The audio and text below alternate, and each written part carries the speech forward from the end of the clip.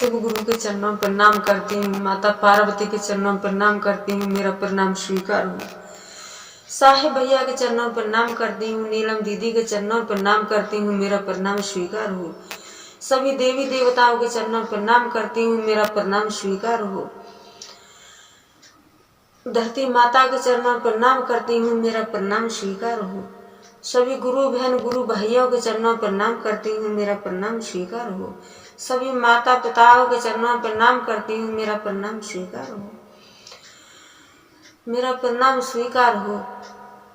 साहिब भैया नीलम दीदी के माध्यम से हमें 3 सूत्र मिला है। पहले में दया मांगना है, दूसरे में चर्चा करना है, तीसरे में 1 से 8 बार से प्रणाम करना है। दया किस तरीके से मांगना है कि जैसे दरवाजे पर भिखारी आता है, दया से भाव से नियम से कैसे भिक्षा मांगता है, माँ 2 दाना दे दीजिए, माँ 2 मुट्ठी दाना दे दीजिए, माँ कुछ खाना दे दीजिए, माँ कुछ पैसा दे दीजिए। इसी तरीके से हमें देवों के देव महादेव से दया मांगना है। गुरु जी दया कीजिए, महादेव दया कीजिए, शिव गुरु दया कीजिए। इसी तरीके से हमें दया मांगना है।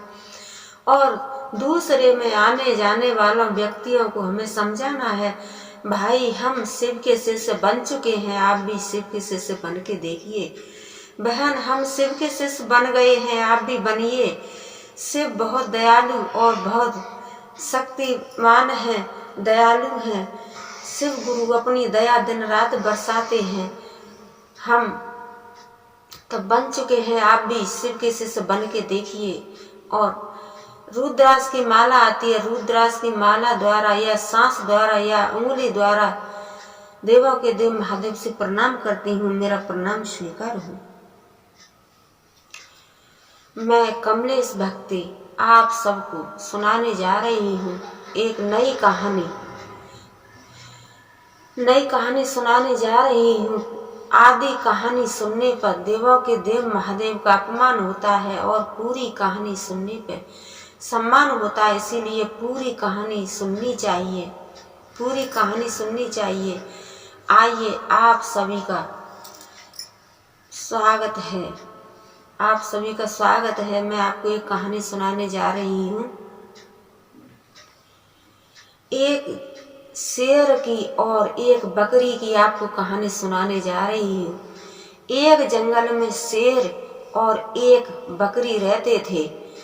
तो शेर तो जंगल का राजा होता ही है और बकरी तो बेचारी अपनी चुरा के रहती थी, चोरी चोरी रहती थी। और शेर तो अपना खुलेआम घूमता था, क्यों कि शेर तो जंगल का राजा होता ही है। तो उसी जंगल के अंदर एक तालाब था। तो तालाब में शेर भी पानी पीने आता था और बकरी भी आती थी। तो एक दिन शेर ने और बकरी जो पानी पीने आती थी तो उसके पाँव के चित्र बन जाते थे। तो एक दिन शेर ने और ध्यान दिया कि मैं तो जंगल का राजा हूँ, जंगल में रहता हूँ, लेकिन मेरे से बढ़ करके कौन राजा आ गया कि इस तालाब में पानी पीने आता है और उसके पैर के चित्र बने हुए हैं। तो शेर यही सोच करके इधर उधर और खोज खाज करने लगा, क्योंकि मैं तो राजा हूँ, लेकिन मेरे से बढ़ करके कौन राजा है कि मेरे घाट पर पानी पीने आता है और मेरे जंगल में रहता है, राज्य करता है।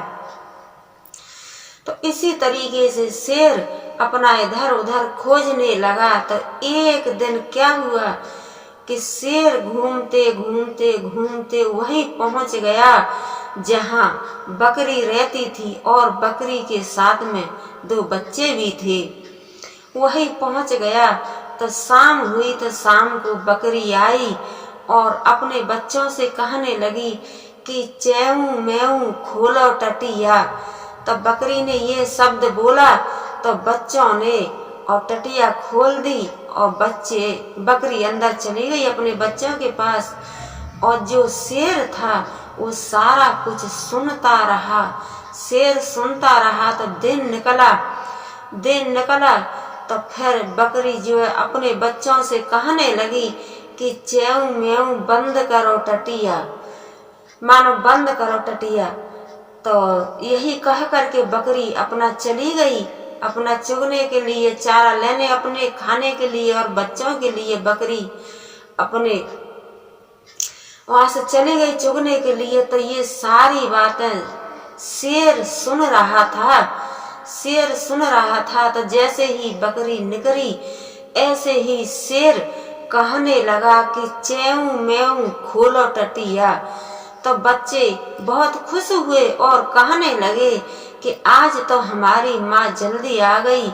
तो बच्चों ने हंस के जल्दी से दौड़ करके और दरवाजा गेट खोल दिया।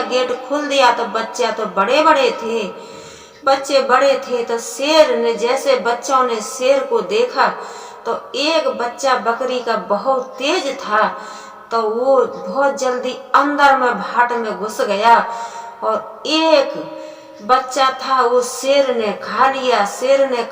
तो शेर ने अपना शिकार बनाया तो शेर का पेट भर गया।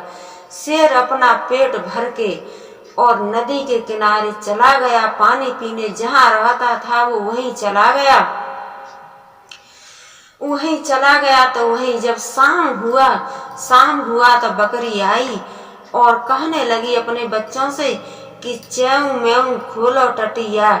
तो वहां तो एक ही बच्चा था, एक तो शेर ने ही उसे, शेर का ही शिकार हो गया था। अब एक बच्चा था, उसने गेट खोला और बकरी कहने लगी कि मेरा दूसरा बेटा कहाँ है।